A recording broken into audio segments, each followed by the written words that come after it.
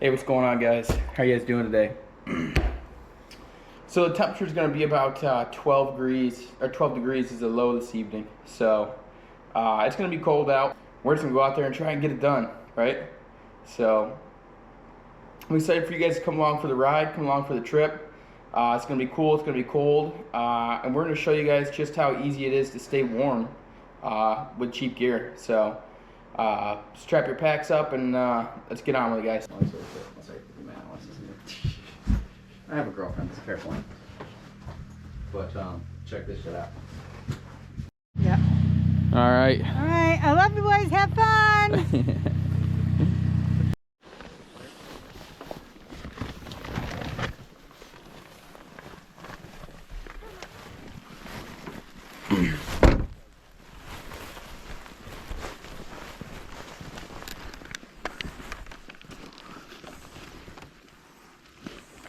I would have brought my shirt.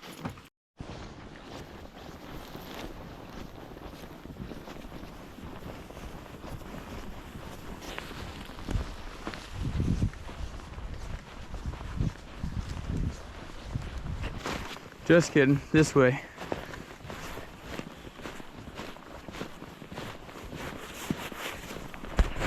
Yep. So there's water underneath of us. We're stepping on a bunch of ice and snow. Yep. It is. Yeah, it's enough to get you wet and miserable. So just step fast.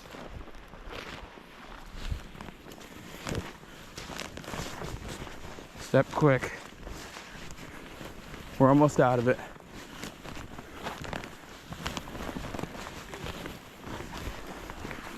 All right, we're out of it.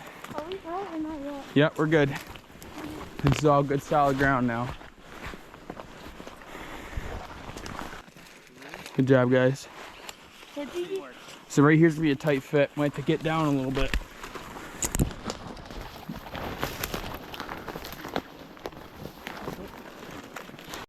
Are you sure this is a good place to take the first time? Yeah, he'll be fine. But when you're walking behind me, just stay like 5 foot behind me so that none of these twigs catch you in your eyeball, okay? So just stay back for a second. You'll see how they fly back at you.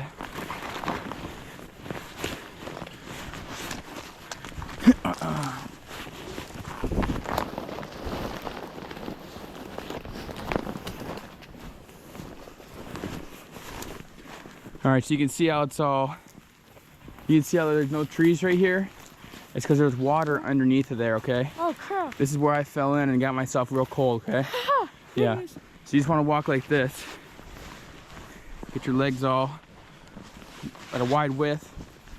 So if one falls through, you can save yourself. It's fine, everything's frozen right now, so.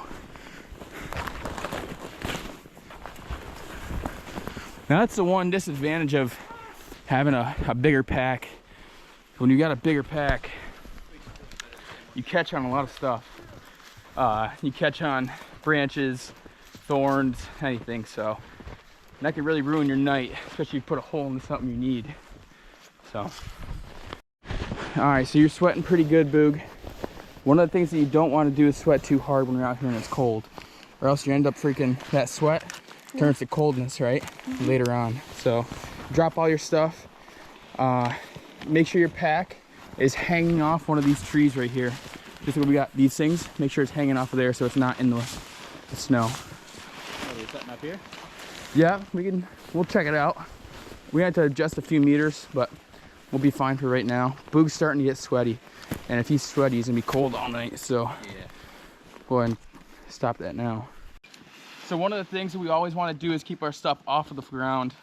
If you're out here in the cold and you're putting all your stuff in this wet snow, you're not making it very long. So one of the things you can always do is just come over here to a tree that's got some dead branches on it. Oh, not like that. Oh, it's a speaker in the ground. We'll come over here, buddy, so I can find another thing to put my bag on. Just something even as stupid as this is totally going to change your whole trip. So. Wait, so we're standing up here? Yep. Little stump right here. Yeah.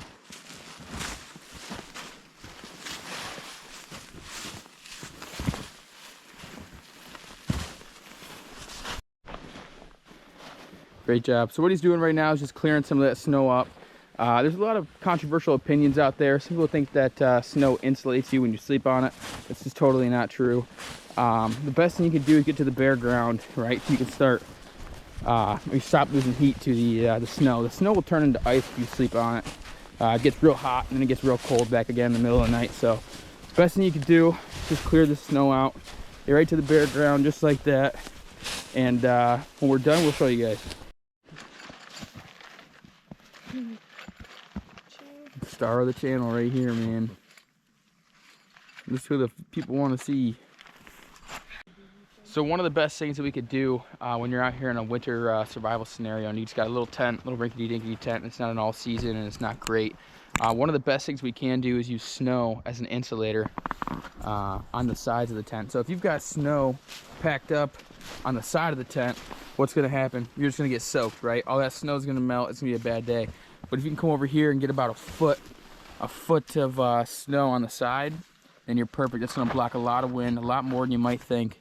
And it might just be the difference between you being out here for a night or two. Yep.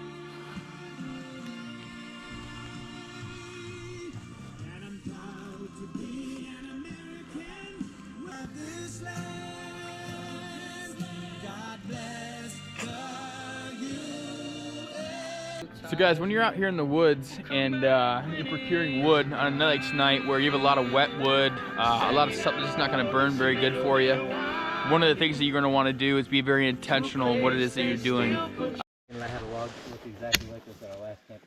Alright, so one of the best ways to know if your wood's going to burn or not is obviously the first way is going to be to look inside the wood. Is the wood still green? If it's still green, then it ain't gonna be good. But this wood's obviously dead. And another thing that we can just do is listen. Right there, that little sound, guys, I don't know if you can hear it great, but that's how you know if your wood's going to be typically burnable or not, is this sound right here.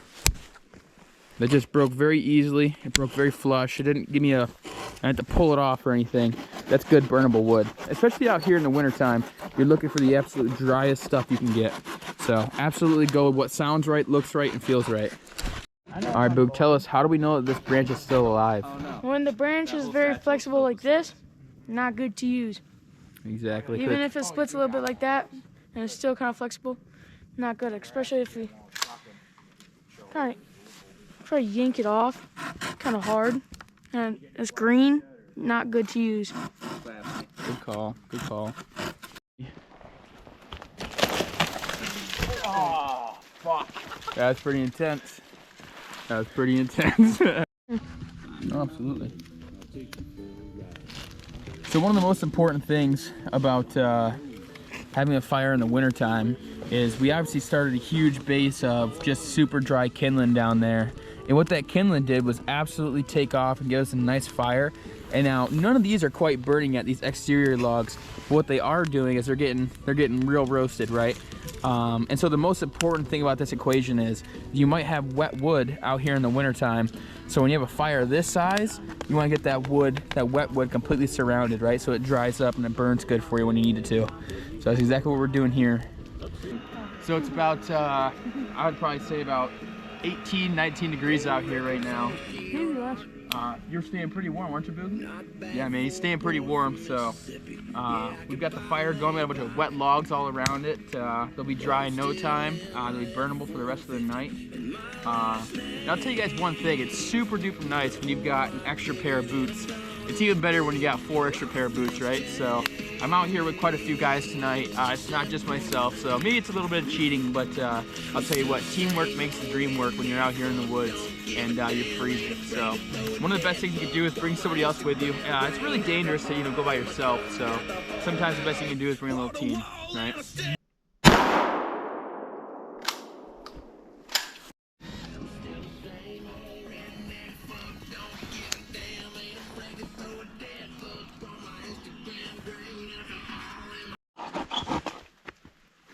Dude.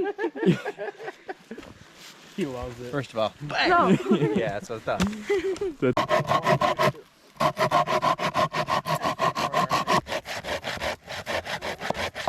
Why not? Like the half.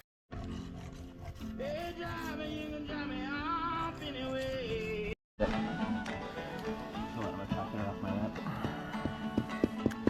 So guys, we got the meat smoking right here. You can see clearly that it's not being touched by the flames. I mean, I don't know how clear you guys can see that, but it's easy 2-3 inches above the flames. One of the things you also want to make sure you do with your cans, if you're gonna cook canned food in a fire, you always want to vent the top of it, or else it will blow up on you. 75% of the time, it's gonna blow up in your face. So, one of the things you always want to do is vent the top of your can. Okay. I've already flipped it a few times. Yeah, I'm gonna flip it here in a second again. I've just got it hanging up with some 550 paracord. Nothing special. I'm not sure if anybody else would recommend that, but you know what? Sometimes things are tried and true, and when you do them enough, you know, you just don't have to worry about what other people think. If it works for you, it works for you, right?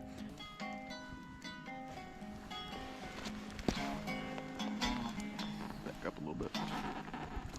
Granddaddy grew up on dirt floors.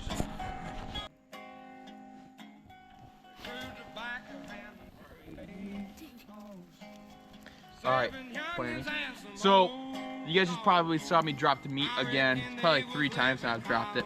It's totally okay. You're not going to die, okay? God made dirt. Dirt don't hurt, guys. It's the most simplest explanation I can give you.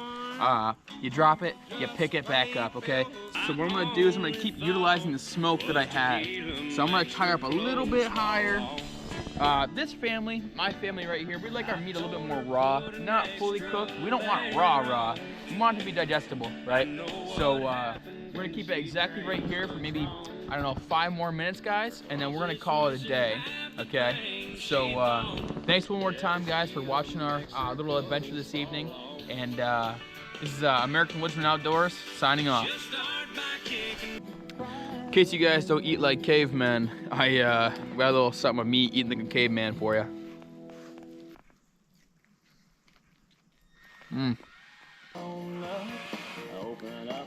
You know. So.